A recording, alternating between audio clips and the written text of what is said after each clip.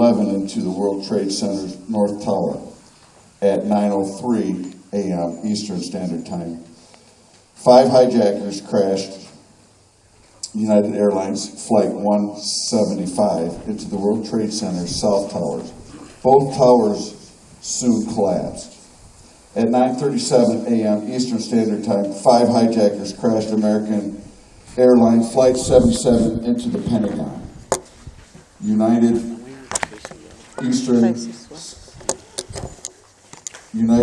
Airlines Flight 93, under the control of 4 hijackers, crashed near Shanksville, Pennsylvania at 10:03 a.m. Eastern Time. It is believed that the Capitol or the White House was the real target, but the passengers fought the hijackers. Today we remember the victims of the September 11th attack.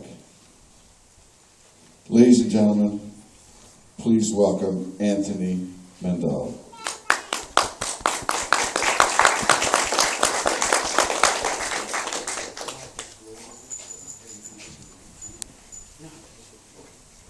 Hello, can you hear me? Yeah.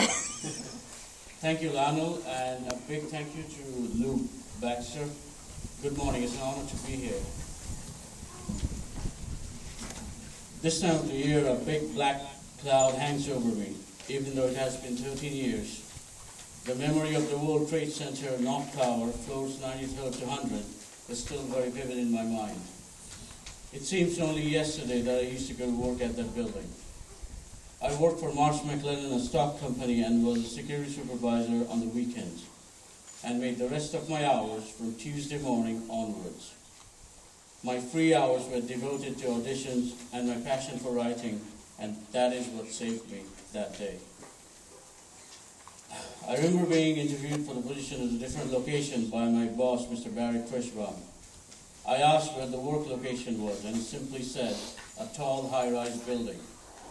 He thought I might refuse if I knew it was the World Trade Center, due to the attempted destruction of the building in February of 1993. On 11 September 2001, that ill-fated day, I woke up in my apartment on 71st Street. I turned the radio on by habit, and they were talking about a high-rise building on fire and not playing music. Instinctively, something told me to turn on the television. And there was my building, my floors on fire. I was paralyzed by fear and anxiety for my friends and colleagues and their safety. The whole incident seemed bizarre and surreal to me. I remember looking outside, seeing how blue the sky was that day, and how this horrific human tragedy was happening in front of my eyes. I was shocked and rooted to the ground following the events on the television. I could not and did not leave my apartment for 7 days.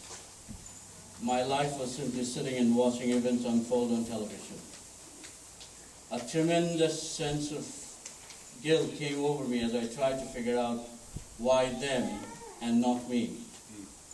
The guilt of why I was still here and they were not. Close friends came to see me, trying to get me to leave my apartment, to go out and try to start living again and not blame myself for this tragedy.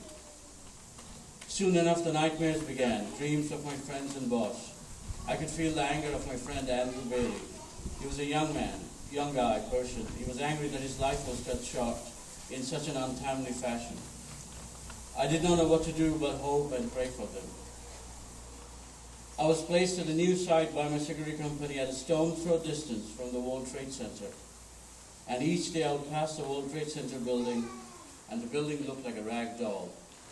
My anger rising as tourists took photos of what was left. I felt like shouting and screaming at them, "Don't! Have some respect!" So walking past the destroyed World Trade Center building day in and day out and everything else eventually took a toll on me. One day I just threw out my old uniform and the badge for WTC in the bin. It was an impulsive moment of action which I regret now. Guilt-ridden that I was alive and not dead. And very soon after that, I walked away from New York, my apartment, my job, everything. I just had to leave New York to travel, to separate myself from it all. If anybody had walked into my apartment after I've left, to them it would seem I've gone away to do laundry or shopping, not left for good. I still to this day suffer nightmares as September 11 comes around. I'm glued to the television, watching everything I can. Not a single day goes by that I'm not haunted by the images of WTC. Those beautiful memories of working in that grand World Trade Center building will always be etched in my mind, body, heart, and soul forever. All I have to do is close my mind. All I have to do is close my eyes and I'm there. America the brave, the bold and beautiful, resist becoming like other countries. Stay special and very unique as God intended you to be. I think I also wrote that for myself. I would now like to read the poem 911, which I wrote 10 days after the September 11 tragedy, probably to start my own healing process. I call it 911 because it's also the emergency call for in America. You dial 911. So I thought it would be very appropriate because it was September 11, and it was pointed out by DJ, in a show. 911. The opening of elevator doors, rustling of hurried steps on the carpet, the magnetic click of the office doors, a slow walk to the cubicle to begin another long, weary day. The dryness in the mouth quenched by black coffee, what a satisfying help. A fond, smiling glance exchanged with the picture of his wife and children on the desk. The first official call of the day. Thank God it's a friend. Pleasant conversations thrown backward and forward, interrupted with laughter. Suddenly a thundering crash shakes the building.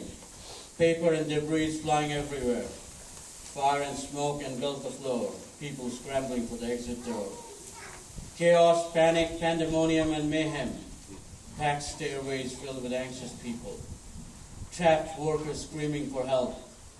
Brave firefighters and policemen rush in to save them. Intense, unbearable heat and suffocating smoke. People jumping through 90-story windows without any hope. And their worst nightmare unfolds in front of them at a snail's pace. The blankety-blank terrorists have attacked their office space. Thanks. This poem is dedicated to all the victims of this horrific tragedy, and especially to Mr. Barry Kirschbaum and Mr. Andrew Bailey, my boss and my friend.